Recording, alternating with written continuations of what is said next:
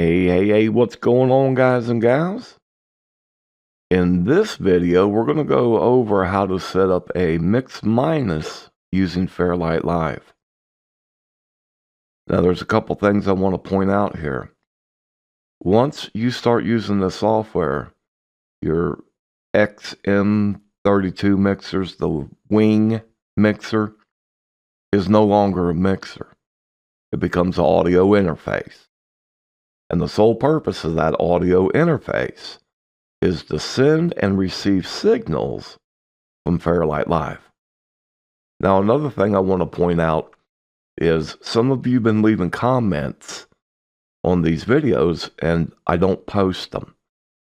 It has to do with Drew Brushler and the last video that he did. And I can assure you that Drew Brushler knows exactly what he's talking about. He clearly explains in his video that he's using a Mac computer. And the Mac and the Windows do not operate the same way. If you've got a Mac computer, follow that video. If you use a Windows computer, then you cannot follow that video for the outputs. It simply does not work that way. While the USB on these mixers are bidirectional, and there's no doubt about that. If you send a signal over to Reaper on channel 1, it's going to come back into that mixer on channel 1. But what you cannot do is send that signal over to Reaper on channel 1 and then tell it to come back on output number 2. It simply will not work that way. Okay? So what we're going to do is we're going to set up a mix minus just like you see in the picture here. And what is a mix minus? Simply put, when you have broadcasters and even podcasters, you want them to hear everything going on in that mix except their own input, their own mic, their own voice, however you want to say it. Now, if you notice in the picture here, he has 2 monitors right in front of him. So he doesn't need to hear his voice, because if he opens up a microphone, he's going to get instant feedback. So that's what a mix minus does. It gives you everything in the mix minus your input. So let's go ahead and jump down into Fairlight Live, and we'll go from there. So if you notice here, the first thing right off the bat with our meters, we actually have our mix minus buses up here that we can see the levels that we have going into them. And over here to the left, you'll see right here where it says mix minus.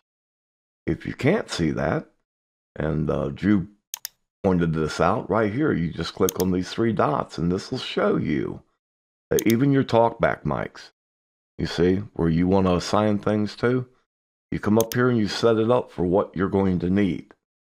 And I'm not going to be using a talkback mic here, but you have all kinds of things that you can add to this.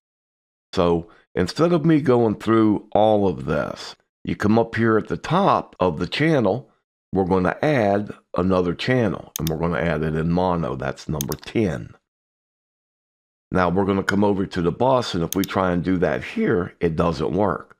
All we can do is copy, paste, or change the color. So what we need to do is actually come up to this window and say Open Bus Management. Now, as you can see here, we can add the buses. Mix minus, we're using 5 of 16, and we're simply going to add a mix minus bus. So we're done with this, and we just say OK. Now, if you notice over here, it's number 6, and it's just labeled mix minus. So we're going to call this person Susie, and then we're just going to click off of it. So there it is. So on the channel that we added right here, this is going to be Susie's channel. Now, the importance of this is not only do you have to have all this information available so you can keep it side by side with each other, but you also have to know how many outputs are you going to be needing. Okay? So if we come here now and we have Susie's channel, and we come here to this plus sign, what do we want to add? This is how you add the people in. These are the inputs over here. Okay? It's already adding the main. That's what this is. So if we come up here and say, who do we want to add? Well, we want to add everybody but Susie. Again, we're adding everybody into the mix minus Susie and Jack. So now that we've done that, if we come up here and we click right in this area, these are the sends. This is a little confusing for people, but you must send these inputs over here for, Jack and Bill and Liz and Tom and Shelley, and you can adjust how much you want to send them. How loud do you want to hear them in your mix? And here you can simply pan it. If they're sitting to the left of you, to the right of you, or if you want a dead center. Now you can double click this and it'll put it right back to 0. So these are the send levels. Again, how much do you want to hear? It's no different than setting up sends on fader for your mix buses. Okay? How much of that signal do you want to hear? So now that we've done that, that's it. You see, over here now, her mix bus is put in. Now, we have no input, so we can come up here and we can go to inputs, and we're just going to pick any of them. It really doesn't matter. So now I'm going to reach over and hit play on my W Live recorder, and we should see some signals coming in here.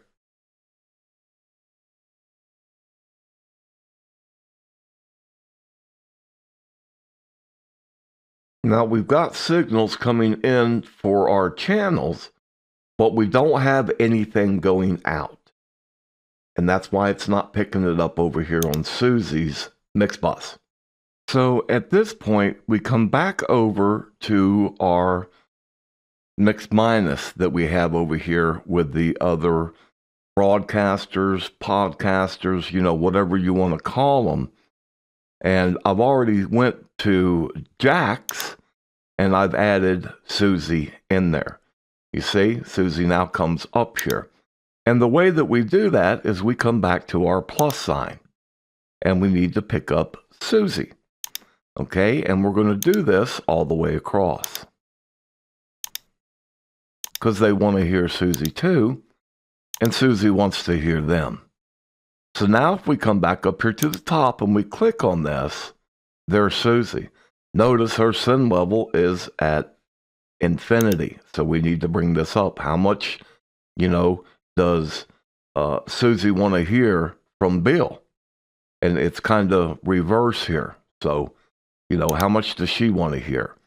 So we come back here to Liz and we're going to repeat this process all the way around. Now, Liz and Susie, they like hearing each other a lot, so we're going to put more of Liz into Susie's mix bus. And we come up here again, and we just repeat this process.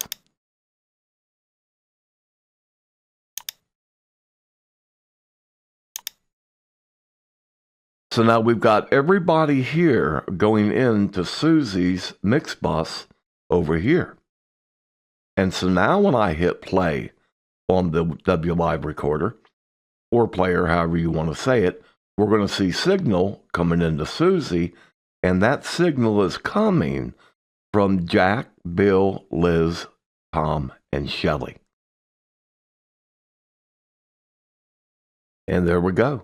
It really is, once you understand how this works, it really is just that simple. So now we've got to go to our output section, and we've got to assign Susie an output that goes back into our audio interface. So if we come back up to the window, and we go and open our patch matrix, as you can see, and as Drew pointed out before, sometimes these will just disappear. Remember, again, it is in beta. So we're going to come back down to Susie here now that she's added, and we're going to send her out through our ASIO driver, which is going to be our USB input in the Wing or X and M32 mixers under ASIO driver 10. Now, we have one more step that we need to do to tie all this together to send back over to our audio interface. We're going to come and close this out.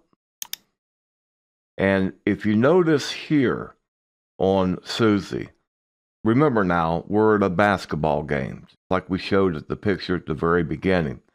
And all of a sudden, Susie decides that she's not going to be a commentator, but she's going to supply the stats for the ball game for the players or whatever she wants to do, but she doesn't want it coming out of the mains. She doesn't need that, okay? She just wants to be able to talk to Jack, Bill, Liz, Tom, and Shelly. She doesn't need to hear the rim mic, the floor mic, the overheads, or the room mic. She's just going to call out the stats. So what you do is you come up here and you click the down arrow and you see where it says remove bus output. Okay? And you've got main number 1 checked, remove it. So now she's not going to come through the mains. So right now, the way that all of this is set up, everybody here can communicate with everybody, but they can't hear what's coming out of the mains.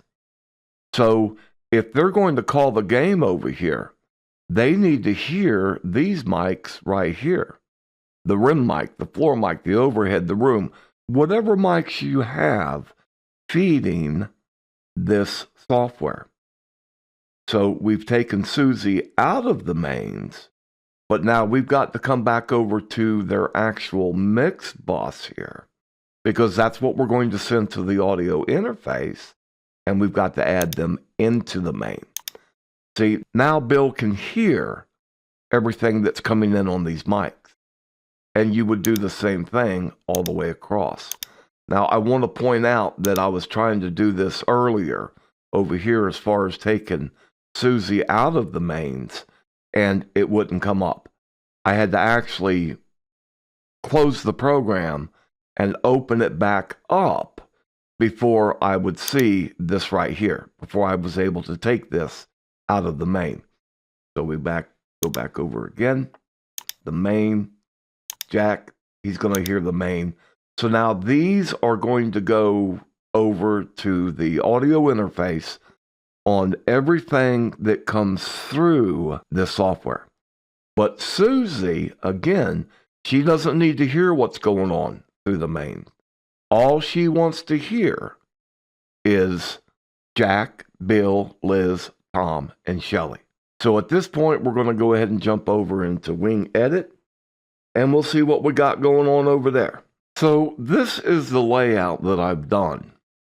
And on our inputs here, we're going to bring these in from the SD card. So all the way across, card 1, 2, 3. These we do not have to offset. But remember, this can be your AES50 A, B, or C. It could be your Stage Connect. It could be your Dante card. It can be whatever you want it to be, because all we're really doing is just showing what's feeding these inputs. Okay? So if we come up to our routing, if you'll notice here, if we come to our input source, it's the W Live card. So again, like I said, it could be any of these inputs. Now, myself, I don't have the Dante card, so you're not going to see that here. It's not even lit up. I do have the Stage Connect, as you can see up here, but that's for my outputs. It's not for my inputs. Okay? So once we have this set up, then it is our outputs that we need to be concerned with. If you remember when I told you to leave all of your outputs blank, because we're going to have to use these to feed the audio interface, this is what I was talking about right here. These first two are for the mains. The second two is for the overflow. And then we have Jack and Bill, Tom, Shelly, and Susie. the important thing here is this is why you have these off. And when I say off, they're just not used. So let's go over now to here, and you'll see jack is coming in USB number 5. Okay, that's our routing matrix up there in Fairlight Live. And here you be USB 6, 7, 8, 9, and 10. And then our PAs, and then our overflow. This we set up over here, the same thing with the routing when it comes in. Very, very important. When we go sends on fader, we do not want to have our aux ends being fed back to our PA, nor do we want to have our buses fed back. And if I come over to buses, normally by default on the wing, these would be off anyway, but you want to make sure that they are in fact off. So, why do we have to use the bus?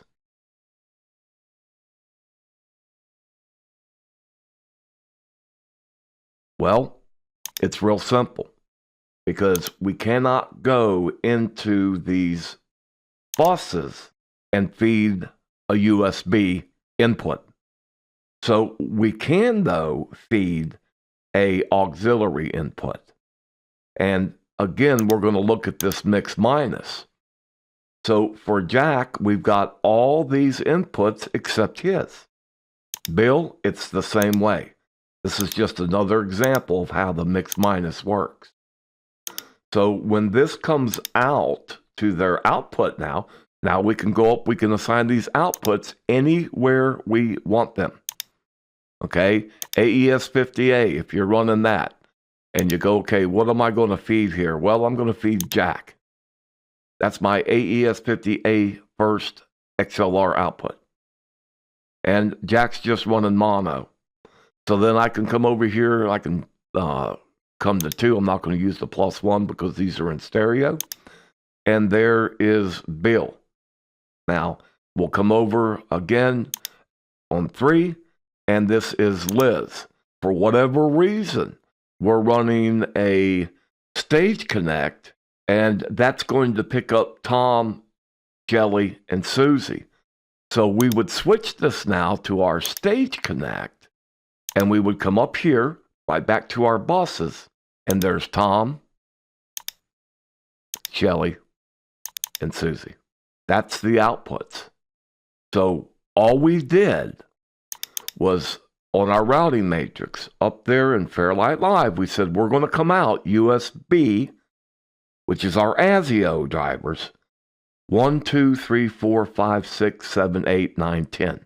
That's why I said in the beginning, we need to list these. You need to figure out exactly how many outputs you need and how many inputs you're going to use. And when you go up to create your show, then you'll be able to add all these in, and it's a lot easier to put all this together. Remember, always, always label your inputs and your outputs first. This way, it makes it so much easier to connect the dots. So now if we come back up here to the mix view, and I hit play on the Waves Live recorder, watch the meters.